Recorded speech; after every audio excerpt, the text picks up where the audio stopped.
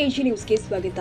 ಚಾಮರಾಜನಗರದ ಸರ್ಕಾರಿ ಪ್ರೌಢಶಾಲಾ ಆವರಣದಲ್ಲಿ ಇದ್ದ ಗಂಧದ ಮರಗಳ ಮೇಲೂ ಕಳ್ಳರು ಕಣ್ಣಿಟ್ಟು ಕದ್ದೊಯ್ದ ಘಟನೆ ಚಾಮರಾಜನಗರ ಜಿಲ್ಲೆಯ ಗುಂಡ್ಲುಪೇಟೆ ತಾಲೂಕಿನ ಭೀಮನಬೀಡು ಗ್ರಾಮದ ಸರ್ಕಾರಿ ಪ್ರೌಢಶಾಲೆಯಲ್ಲಿ ಜರುಗಿದೆ. ಶುಕ್ರವಾರ ರಾತ್ರಿ ಘಟನೆ ಜರುಗಿದ್ದು 2 ದಿನ ರಜೆಯಿದ್ದ ಹಿನ್ನೆಲೆ ಸೋಮವಾರ ಬೆಳಗ್ಗೆ ಕಳವು ಪ್ರಕರಣ ಬೆಳಕಿಗೆ ಬಂದಿದೆ. ಶಾಲೆಯ ಸಿಸಿಟಿವಿಯಲ್ಲಿ ಕಳ್ಳರ ಚಲನವಲನ ಸರಿಯಾಗಿದ್ದು 4 ಮಂದಿ ಕದಿಮರು ಈ ಕೃತ್ಯ ಎಸಗಿದ್ದಾರೆ.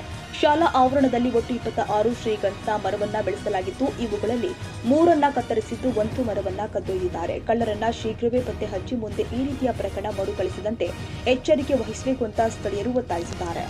ಶುಕ್ರವಾರ ರಾತ್ರಿ 4 ಜನ ಗೊತ್ತಿರುವ ಹಾಗೆ ಸಿಸಿ ಕ್ಯಾಮ್ರಾದಲ್ಲಿ 4 ಜನ ಕಳ್ಳರು ಬಂದು 3 ಮರಗಳನ್ನು ಕಡಿದು 1 ಮರದಲ್ಲಿ ಹೆಚ್ಚು ಇದ್ದಂತಹ ಗಂಧದ ಅಂಶಗಳುಳ್ಳಂತಹ ಮರವನ್ನು ಕಟ್ ಮಾಡಿ ಹೊರಗಡೆ ಸಾಗಿಸ್ಕೊಂಡೋಗಿದ್ದಾರೆ.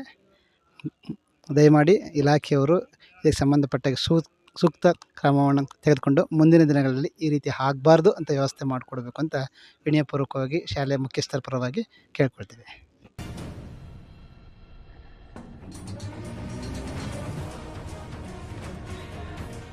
ಕನ್ನಡಿಗರ ಮೆಚ್ಚಿನ ನಿಮ್ಮ ಎಜೆ 24/7 ನ್ಯೂಸ್ ಕನ್ನಡ ವಾಹಿನಿ ಇದೀಗ ಟಿವಿಯಲ್ಲಿ ಲಭ್ಯ. ಒಂದು ವೇಳೆ ನೋಟಿಸ್ ಕೊಟ್ಟಿದ್ರೆ ವಾಪಸ್ ತಗೋತೀವಿ.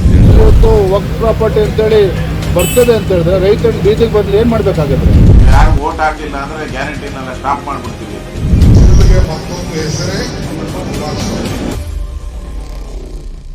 ಕರ್ನಾಟಕ ಮತ್ತು ದೇಶ ವಿದೇಶ 360 ಡಿಗ್ರಿ ಸುದ್ದಿ ಹಾಗೂ ಉತ್ತರ ಕರ್ನಾಟಕ, ಬೆಳಗಾವಿ, ಬಾಗಲಕೋಟೆ, ಧಾರವಾಡ, ಹಾವೇರಿ, ಗದಗ, ಬಿಜಾಪುರ ಜಿಲ್ಲೆಯ ಕ್ಷಣ ಕ್ಷಣದ ವಿವರವನ್ನ ಪಡೆಯುವುದಕ್ಕೆ ಎಜೆ 24/7 ನ್ಯೂಸ್ ಕನ್ನಡ ವಾಹಿನಿಯನ್ನ ಲೈಕ್ ಮಾಡಿ, ವಿಡಿಯೋಗಳನ್ನ ಶೇರ್ ಮಾಡಿ, ಕಮೆಂಟ್ ಮಾಡುವ ಮೂಲಕ ನಮ್ಮ ವಾಹಿನಿಗೆ ಸಹಕಾರ ನೀಡಿ ಮತ್ತು ಚಾನೆಲ್ ಅನ್ನ ಸಬ್ಸ್ಕ್ರೈಬ್ ಮಾಡಿ.